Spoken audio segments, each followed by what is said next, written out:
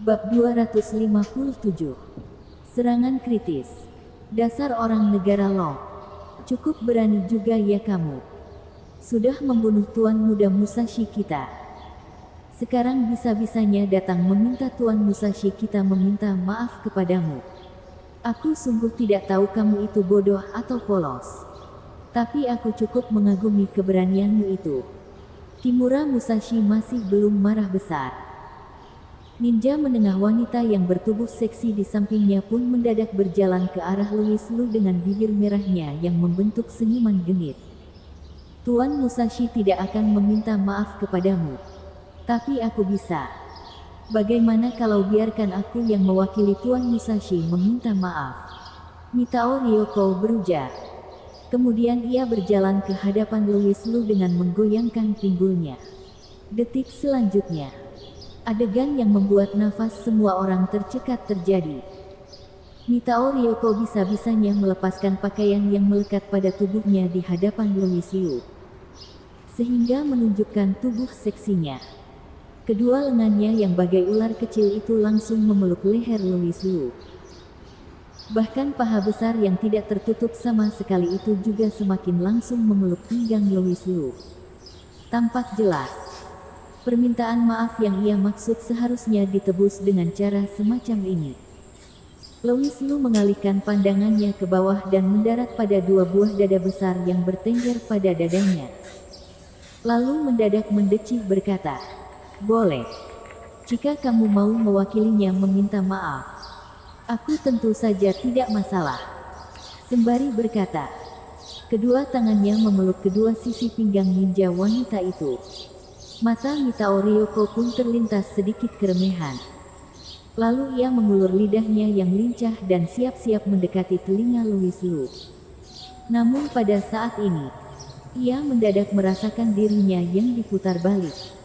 Ternyata Louis Lu yang memeluk pinggangnya dan langsung memutar baliknya, sehingga kepalanya mengarah ke permukaan tanah. Kemudian langsung menghantam keras ke arah permukaan tanah. Detik-detik waktu dijatuhkan.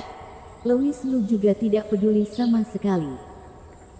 Dan langsung memakai telapak tangannya yang seperti pedang itu membelah tubuh ninja wanita yang tak terbalut sehelai kain sama sekali dari tengah paha jenjang putihnya. Ah! Terdengar suara teriakan yang menyakitkan. Namun malah tidak berasal dari bawah kaki Louis Lu, melainkan dari 5 meter di depan jauh sana. Ini adalah jurus ilusi. Jurus ilusi yang dipakai Mitao Ryoko. Hanya saja, dibanding dengan Kimura Musashi, jurus ilusinya ini jauh lebih lemah. Jadi ia hanya bisa memakai cara seperti ini untuk melawan beberapa pria mesum. Alhasil tindakannya itu malah ketahuan oleh Louis Lu. Pada kenyataan, Mitao Ryoko masih berpakaian lengkap dan tidak mengalungkan kedua tangan kakinya pada tubuh Louis Lu. Namun di dalam dunia ilusinya tadi, tubuh ilusinya mengalami serangan, sehingga tubuh aslinya juga dapat merasakan hal yang sama. Rasa nyeri kepalanya yang menabrak tanah pun masih terasa ringan. Namun yang paling parah adalah tebasan Louis Lu tadi, sehingga membuat Mitao Ryoko merasakan bagian bawah tubuhnya yang seperti terbelah menjadi dua bagian, sehingga ia tidak bisa berkata-kata. Usai Mitao Ryoko berteriak kesakitan, ia pun langsung berjongkok di permukaan tanah dan kesakitan sampai menggertak gigi. Meski orang-orang di sekitar tidak berada di dalam dunia ilusi itu, tapi bagi mereka, Mitao Ryoko yang awalnya berdiri di tempat mendadak berjongkok ke bawah kesakitan. Namun mereka dapat menebak apa yang telah terjadi. Mitao Ryoko memang pandai dalam jurus ilusi hal itu. Bahkan ada sebagian orang dari mereka yang pernah merasakannya sewaktu bersaing dengan Mitao Ryoko. Jadi mereka tahu jelas akan apa yang terjadi. Mitao Ryoko pasti sudah mengeluarkan jurus semacam itu kepada orang negara Long. Alhasil malah ketahuan oleh orang negara Long itu, bahkan juga diserang balik olehnya. Hal ini menjelaskan bahwa orang negara Long ini tidaklah biasa. Kalau tidak, Ia juga tidak mungkin begitu berani datang ke liga mereka seorang diri. Louis Lu melirik Mitao Ryoko itu sekilas dan berujar, "Kamu tidak perlu menunjukkan kemampuan biasamu itu kepadaku. Untuk penampilan saja, kamu tidak bisa melawan kakak pertamaku. Untuk bentuk tubuh, kamu tidak bisa melawan kakak keduaku. Untuk keseksian, kamu tidak bisa melawan kakak ketigaku. Kamu ini sungguh gagal." Louis Lu menggeleng kepala kecewa.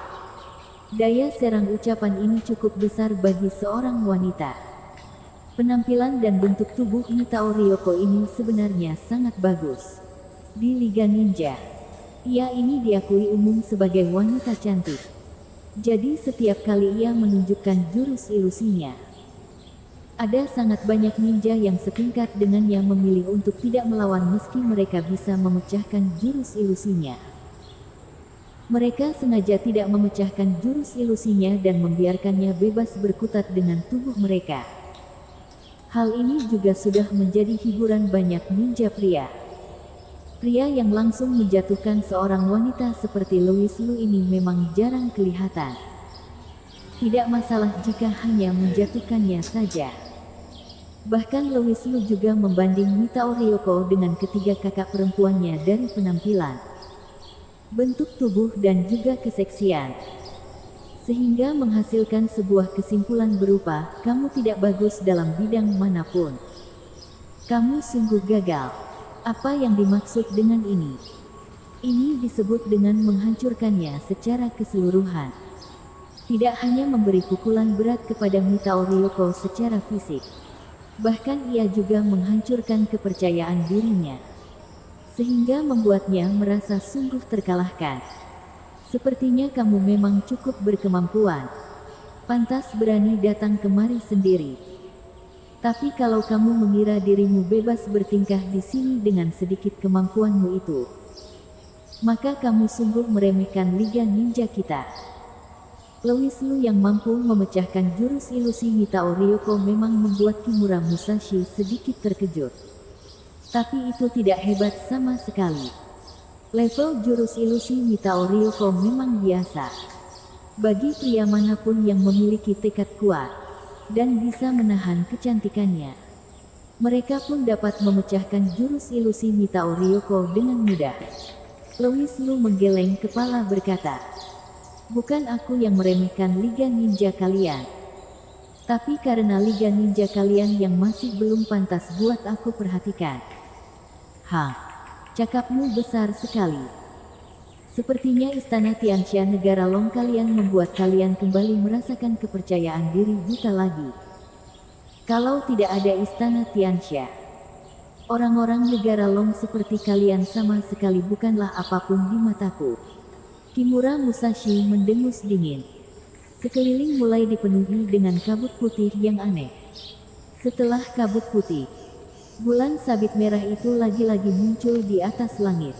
Tampak jelas, mereka berada di dunia ilusi Kimura Musashi, orang negara Long. Aku akan membuatmu membayar segala hal yang kamu lakukan sebelumnya. Aku akan membuatmu mati dengan tersiksa dan membuat kamu menyesal dan ingin meminta ampun kepada putraku sebelum mati. Bersambung.